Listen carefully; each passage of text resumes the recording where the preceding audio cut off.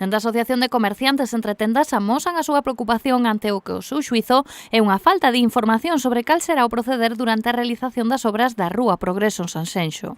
Sobre como se vai facer, cuántas plazas de aparcamento, que é o máis esencial, que sabemos que evidentemente o ampliar as aceras se van a perder, pero cantas plazas de aparcamento van a quedar, como van a estar distribuídas.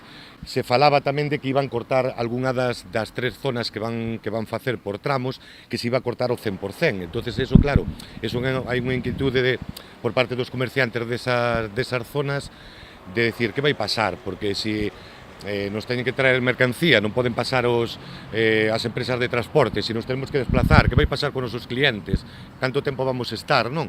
Eles queren un pouco saber todas esas cousas, porque senón sí que é certo que para eles xa que non estamos totalmente recuperados das épocas de crisis, que quede cortada mellor a súa calle durante 3 meses, pode ser un que económicamente sea negativo para eles. Comerciantes desta importante arteria sanxenxina gustaríalles coñecer algún dato máis para intentar concretar o proceder coa vontade de afectar o mínimo posible a este colectivo.